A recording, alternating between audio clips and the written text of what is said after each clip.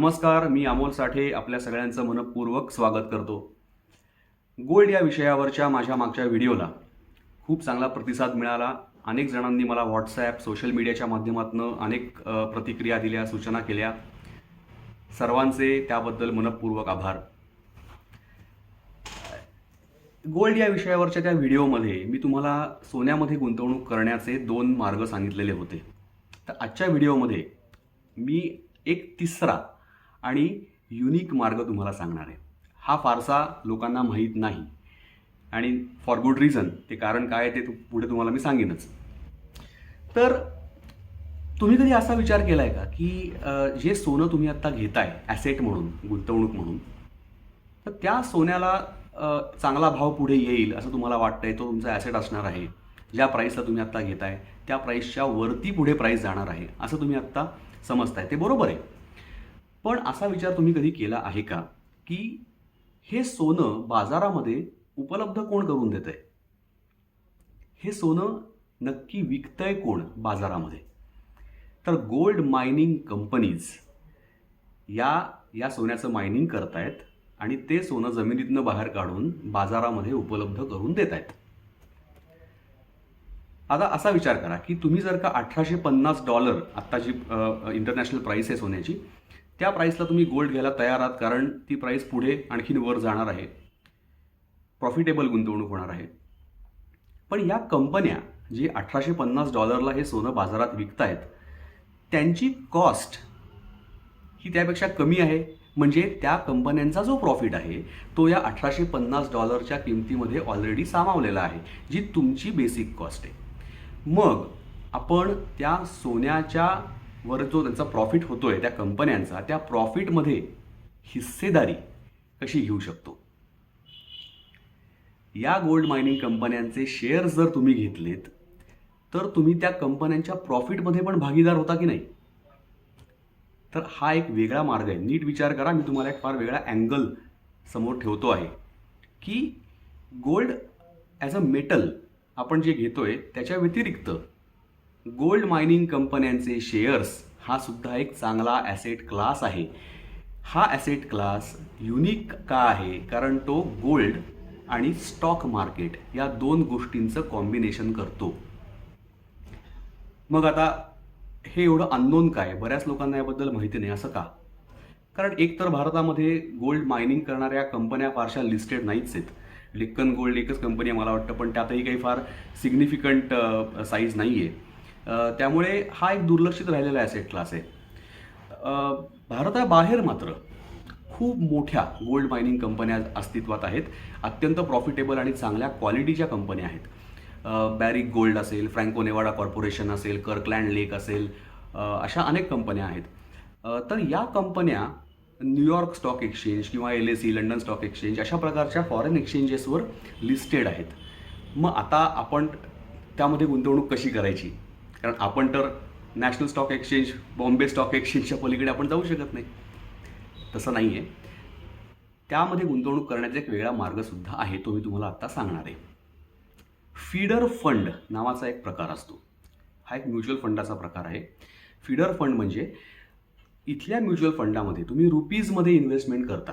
तुमचे रुपये तुम्ही त्यामध्ये गुंतवता आणि ते जे एक तो जो पूल आहे इन्व्हेस्टमेंटचा या फंडमध्ये झालेला, अनेक गुंतवणूकदारांनी इन्व्हेस्ट केलेल्या पैशांचा, तो एका बाहेरच्या फंडमध्ये ही कंपनी म्हणजे ही AMC इन्व्हेस्ट करते.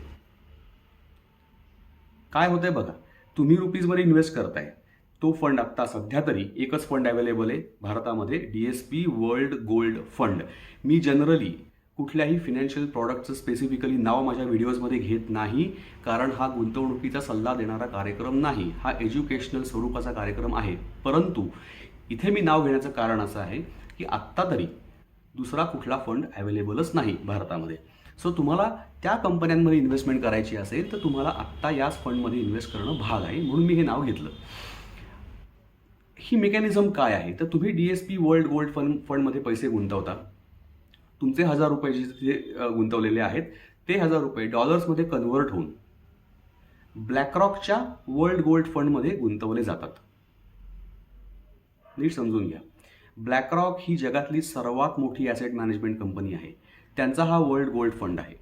तो जो फंड आहे तो फक्त गोल्ड मायनिंग कंपन्यांच्या शेअर्समध्ये गुंतवणूक करतो. ही गुंतवणूक आपण डायरेक्ट करत नसून DSP वर्ल्ड गोल्ड फंडच्या माध्यमातून करतो.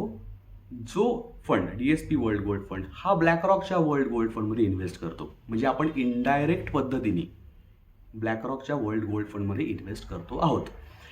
आता जेव्हा तुम्ही रिडीम कराल तेव्हा काय होईल तर तिकडे ते विकलं जाईल तुमची युनिट्स. ते डॉलरमध्ये पैसे DSPकडे येतील, DSP रुपीजमध्ये कन्वर्ट करेल आणि तुम्हाला तुमच्या बँकेत पैसे देईल.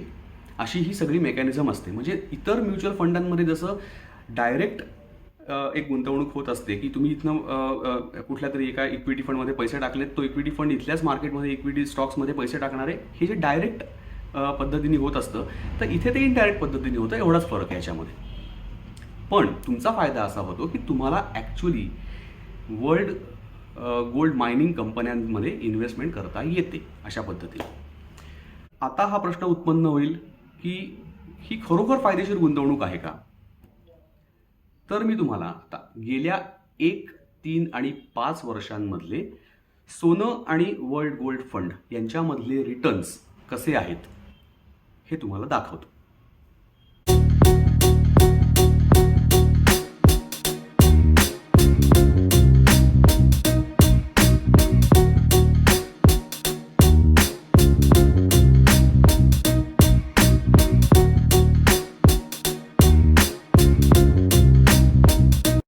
आता लक्षात आलं असेल तुमच्या की या वर्ल्ड गोल्ड फंडमधली गुंतवणूक ही सोन्यापेक्षा जास्त प्रॉफिटेबल ठरलेली आहे गेल्या 5 वर्षामध्ये.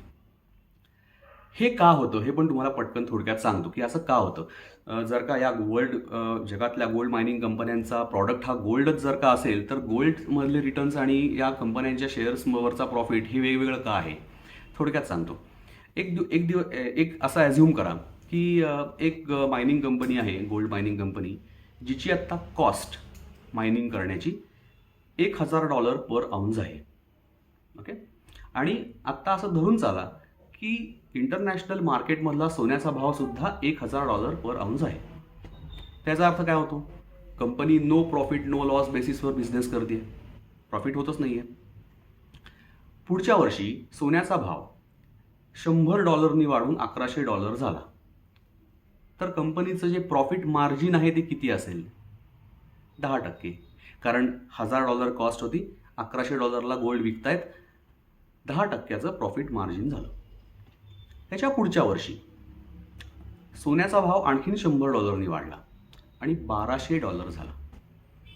त्या वर्षी या कंपनीचं प्रॉफिट मार्जिन किती असेल?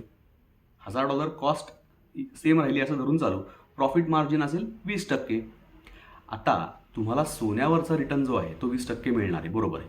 कारण मी सोनं हातात तुमच्या आहे, त्याचं $1,000 घेतलं होतं, $1,200 झालेलं आहे.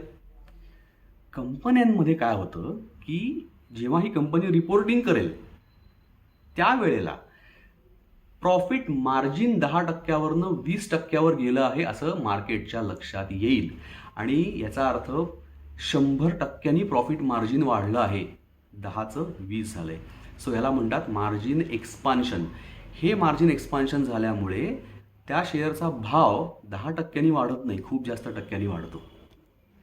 सो जेव्हा सोनं वर गेलं 10% आणि नंतर परत 10%नी, त्या 2 वर्षाच्या काळामध्ये त्या कंपनीचा शेअर मात्र खूप जास्त पर्सेंटेजनी वाढतो. म्हणून तुम्हाला सोनं वर गेल्यानंतर कंपन्यांच्या शेअरवरचा प्रॉफिट हा जास्त मिळतो. हे याचं कारण आहे. हे मी तुम्हाला थोडक्यात सांगितलं आहे, सोपं करून सांगितलं आहे. अनेक इतर आस्पेक्ट्स बघावे लागतात, पण मुद्दा समजून घ्या की गोल्ड ही इन्व्हेस्टमेंट प्रॉफिटेबल नक्कीच आहे, पण गोल्ड मायनिंग कंपन्यांमधले शेअर्स ही सुद्धा त्याहून जास्त प्रॉफिटेबल इन्व्हेस्टमेंट होऊ शकते. रिस्क थोडी जास्त आहे डेफिनेटली गोल्डपेक्षा.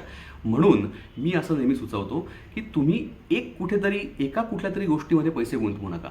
सोन्यामध्ये गुंतवत असाल तर गोल्ड बॉन्ड्स आहेत, ETF आहे, मान्य. याच्या व्यतिरिक्त एक छोटं अलोकेशन या गोल्ड मायनिंग कंपन्यांच्या शेअरला सुद्धा केलं पाहिजे, म्हणजे बॅलन्स साधला जाईल. Low risk low return, high risk high return अशा दोन्ही प्रकारच्या गुंतवणुकी तुमच्या पोर्टफोलिओमध्ये असायला हव्यात. तर गोल्ड या एकाच ॲसेट क्लासमध्ये तुम्हाला हे डायव्हर्सिफिकेशन करणं शक्य आहे. सो हा एक अत्यंत वेगळा युनिक मार्ग आहे जो फारसा लोकांना माहीत नाही. तुम्ही ह्याचा विचार नक्की करा.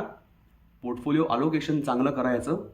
आणि मला असं वाटतं की जर का इथे प्रॉपर गुंतवणूक तुम्ही जर का व्यवस्थित पद्धतीने केलीत अशा प्रकारे, तर तुमचा ओव्हरऑल पोर्टफोलिओ रिटर्न हा नक्की सुधारेल. हा व्हिडिओ तुम्हाला आवडला असेल तर जरूर लाईक करा, सबस्क्राईब करा ह्या चॅनलला. याच्या पुढेही मी तुमच्याकडे अनेक वेगवेगळे विषय घेऊन येणार आहे. धन्यवाद.